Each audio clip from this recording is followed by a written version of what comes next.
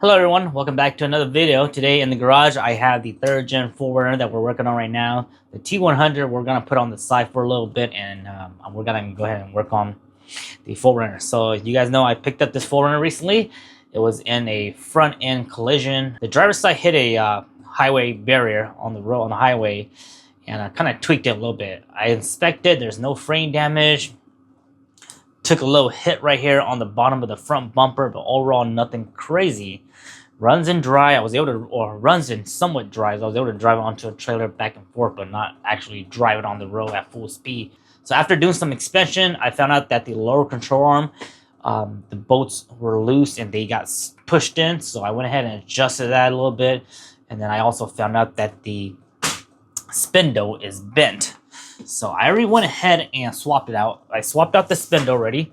This is your spindle that holds your wheel hub and all your components. So you guys see this right here? This right here is supposed to be at a 90-degree, not bent down like that. So this spindle here is pretty much bad. It's trash, good for a souvenir or whatever. Good for maybe a trophy award or something like that.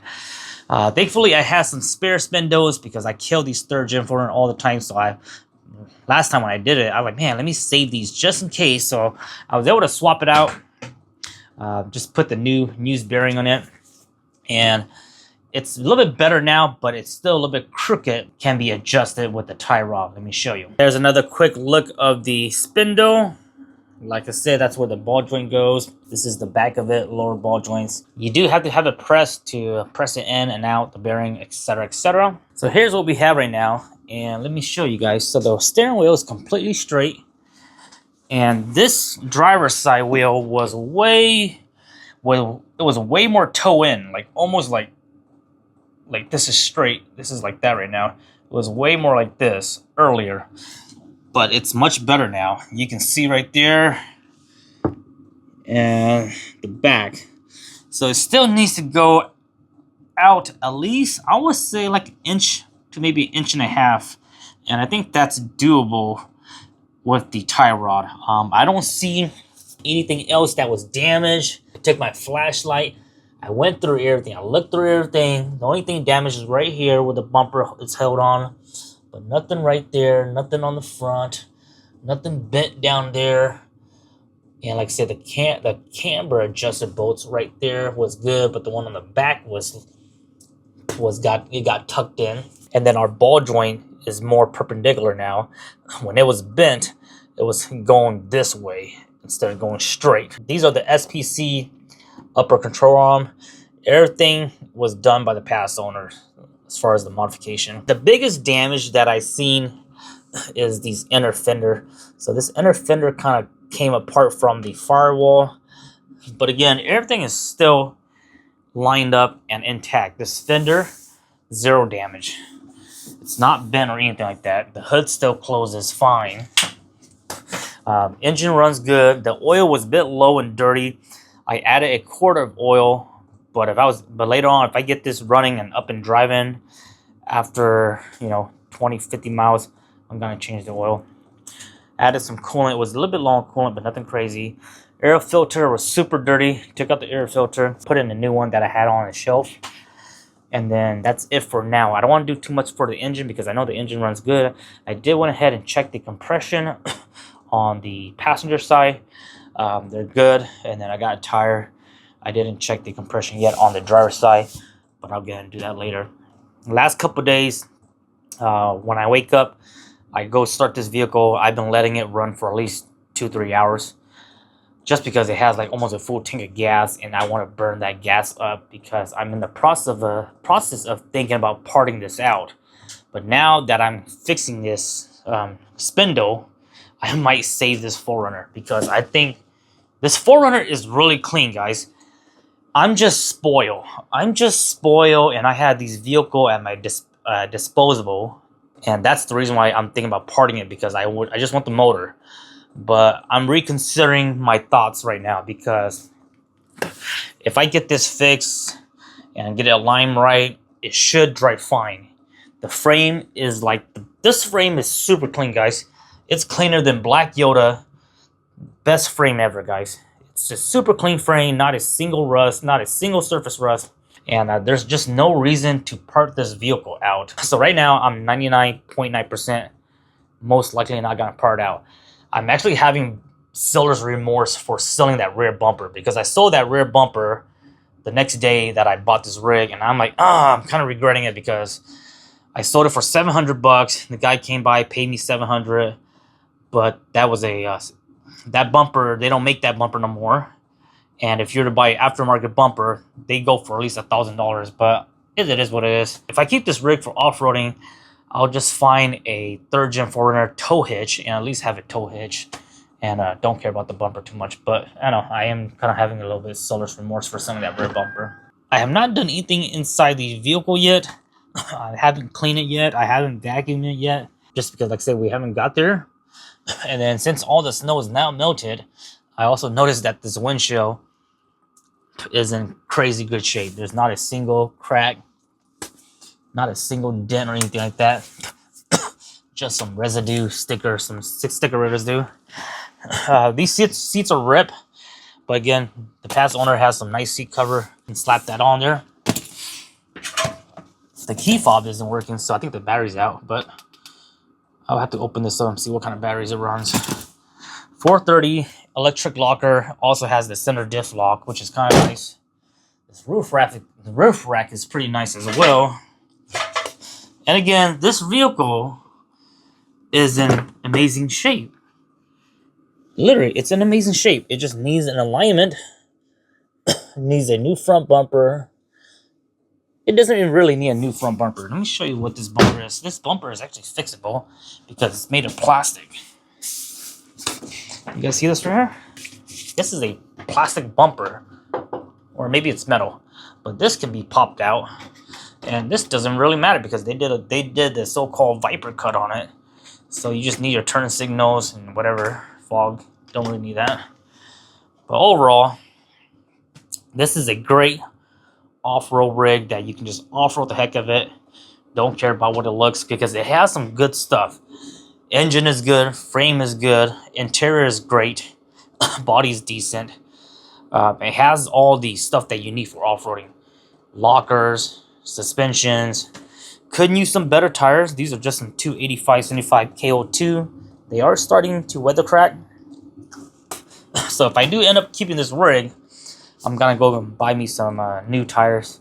I'm gonna give me some 285/75/16 Baja Boss MT, which is the same one that I'm running on Blue Yoda. Maybe I'll take the Blue Yoda's tires, the 35s Baja Boss, and slap it onto this rig and see if it'll clear 35. If it does clear 35, maybe we'll just slap 35s on and run 35s instead. But this is it, guys. This is what's going on with the 4Runner. Like I said, I just got her in today in the garage. I'm just slowly going through her. Like I said, did some engine check real quick. I wanted to fix this real quick right here, so I was able to knock that out. I also went ahead and ordered another method wheels, because these 3 wheels are still really good. And I was thinking about just selling them individually, but I feel like, man, that's just, that's kind of dumb, because I'm not going to make any money doing that. So I went ahead and spent $300 bucks or so to get one on order. So I'll have at least a complete set. And if I don't end up wanting these set, I can at least sell this set as a full set, which I should be able to make my money back. And so like I said, it just needs tires, some better tires. Fix this alignment. I have some PB blasts on the tie rods right now because they're kind of not wanting to crack loose. So I'm going to try to crack that tie rod open and try to adjust it a little bit and see what I can do. And then maybe tomorrow after Thanksgiving, I'm going to go ahead and try to take her for a spin on the road and see how she drives. Like I say, I know the alignment's not going to be perfect, but if I can at least get her visually somewhat aligned with my vision eye, that should be better. And like I said, if I was to drive her right now, she'll probably do way better than how she was before with this spindle. But she'll be rubbing a little bit with the fact that she's towed in. So that's what's going on with the 4Runner. Like I said, I haven't taken anything off yet besides that rear bumper. Colorado truck or downstate truck, so it does have a little bit of paint fading. But again, this is a great off-road rig, guys. I cannot I can't complain about this. It's in great shape. Only bad thing interior wise is the seats and this piece right here. I actually have this piece, but I think the one that I have is a different configuration.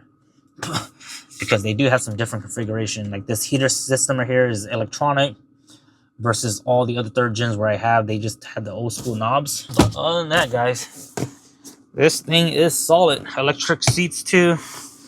So this is the limited edition, so it's a bit more Gucci. Gucci, I will call it. Oh, I locked that door earlier, so open that up. I also got some steel wheels. So these are some rough country steel wheels, 16 by 8, just regular plain old steel wheels, 16 by 8, and they're bronze.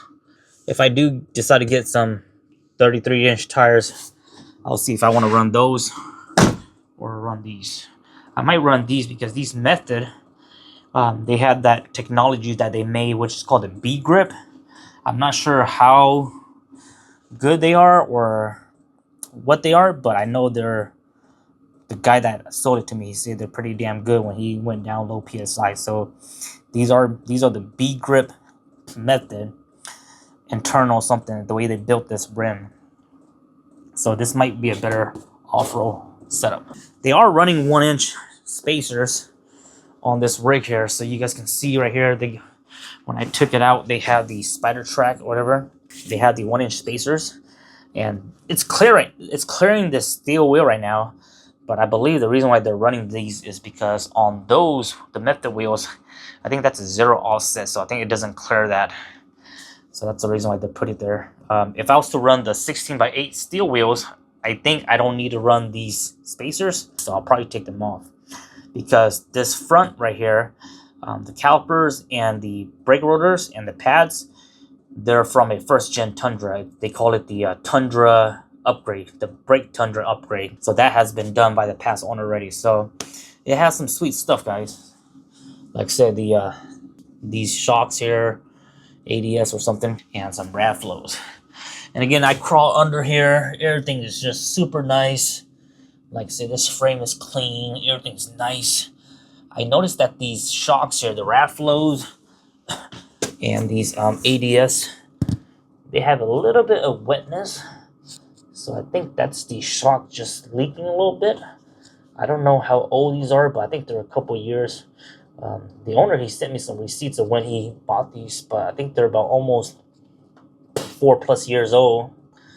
So I'm not sure if these are rebuildable, but I think in the future, it might be a good idea to rebuild these. So as far as right now, that's the update on the 3rd-gen 4Runner.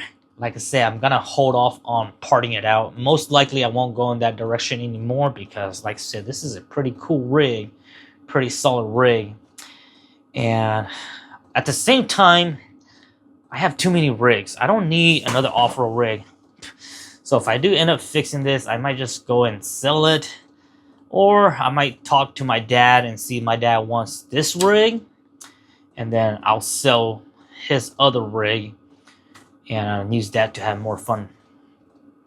Because as of now, I have my 80 series, I have Blue Yoda, and if I was to build this, I'll have another somewhat off-road rig. So I need my 80, which is the boss for off-roading, and then I like Blue Yoda because I like the truck space. And then the 3rd-gen 4Runner is pretty nice too. Because my long-term process is that when my kids are big enough, like next couple years, I want to have either my wife drive the 80 when we go off-roading and I'll drive the truck, or I can drive my 80 and my wife can drive something that's automatic. It has to be automatic because the lady doesn't know dry stick. So that's kind of my thought process. So right now, the 80 is for the family. The wife can drive that in the future. And then Blue Yoda could be the secondary off-road rig. And only I can drive that because it's manual. Or maybe get rid of Blue Yoda and have a 3rd-gen 4Runner. But then you lose the truck space and all. So, I don't know. We'll see what happens, guys. This is just a quick update. I'll keep you guys updated in the next couple days here. And happy Thanksgiving. See you guys next time.